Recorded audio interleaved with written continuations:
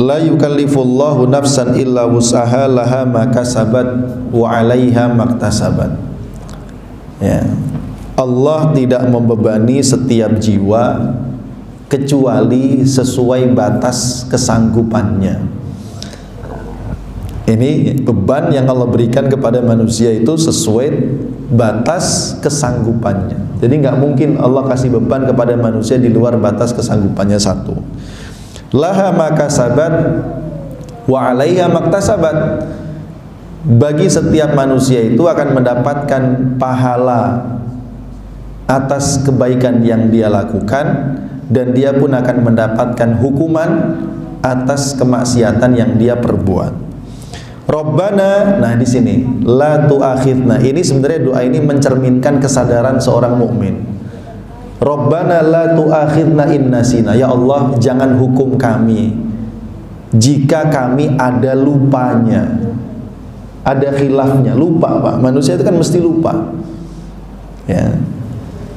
Au akhtana, atau kami salah dalam bersikap, salah dalam berkomentar, kan mungkin saja ya. Rabbana wala tahmil alaina isran kama hamaltahu alal ladzina min qablina, ya Allah jangan engkau bebani kami dengan beban yang berat sebagaimana engkau bebankan kepada orang-orang sebelum kami. Rabbana wala tuhammilna ma la taqata lana bih, ya Allah jangan engkau pikulkan kepada kami apa yang tidak sanggup kami memikulnya. Lalu ditutup dengan permintaan ampunan, wa'fu anna, maafkan kami, waghfir lana, ampuni kami, warhamna, rahmati kami, anta maulana fangsurna qawmil kafirin. Ini doa sebenarnya sebuah bentuk kesadaran.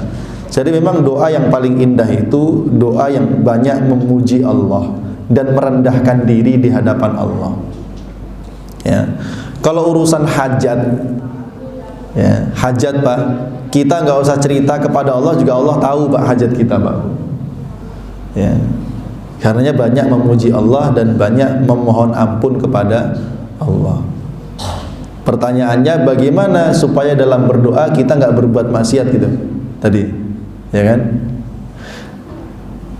Maka Rasul mengatakan Allah pasti, artinya begini ya, Allah pasti akan mengabulkan doa seorang hamba yang berdoa kepadanya selama doa itu satu, tidak mengandung dosa dan tidak mengandung memutuskan silaturahim ya. Jadi selama doa itu tidak mengandung unsur dosa, tidak mengandung unsur memutuskan silaturahim, Allah pasti kabulkan dengan salah satu dari tiga cara. Satu, dikabulkan sesuai dengan yang dia inginkan dan pada waktu dia inginkan. Nah, ini pasti yang paling kita suka. Ya, minta mobil, dapat mobil. Nah, itu kan seneng kan? Tuh. Atau kalau tidak dengan cara pertama, cara kedua. Apa cara kedua? Allah tidak berikan sesuai dengan yang dia minta, tapi Allah ganti dengan cara menghindarkan dia dari hal-hal yang dapat merugikannya.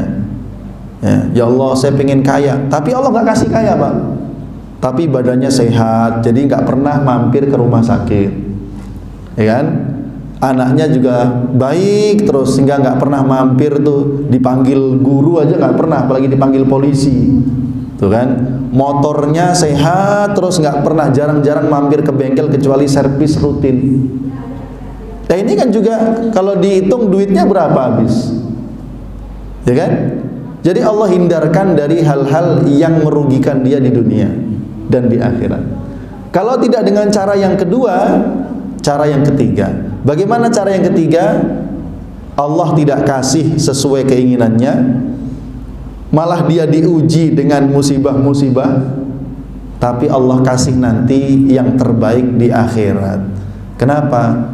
Allah tahu dan senang kalau mendengar hamba ini doa itu doanya indah, banyak muji kepada Allah, dan Allah tahu kalau dia dikasih sesuai permintaannya, dia mesti berhenti doa, berhenti ibadah, berhenti taat kepada Allah. Jadi itu ada unsur hikmah yang Allah selipkan. Hanya saja kadang yang kedua dan ketiga ini kita nggak sabar, Pak. Nggak sabar nunggu dan nggak sadar. Nggak sadar banyak kan? Maunya kalau doa itu ya dikasih seperti keinginannya. Padahal yang kita inginkan belum tentu yang terbaik. Jadi begitu. Ya, jadi kita berusaha menjaga diri dengan taat kepada Allah, menjauhi kemaksiatan, menjauhi hal-hal yang menghalangi terkabulnya doa. Apa diantaranya? Makanan yang haram atau apapun yang haram. Pakaian yang haram juga bisa. Ya, rumah batu batanya kalau ada yang haram itu jadi pengaruh nanti. Ya, jadi hindarkan dari yang haram-haram. Yang kedua tadi, doanya jangan mengandung dosa dan jangan mengandung putus silaturahim. Dengar saudaranya kecelakaan, alhamdulillah. Memang itu yang saya inginkan ya Allah. Ya. Jadi pengen memutusin silaturahim sama saudaranya itu namanya, nggak boleh. Sejahat apapun saudara, tetap saudara.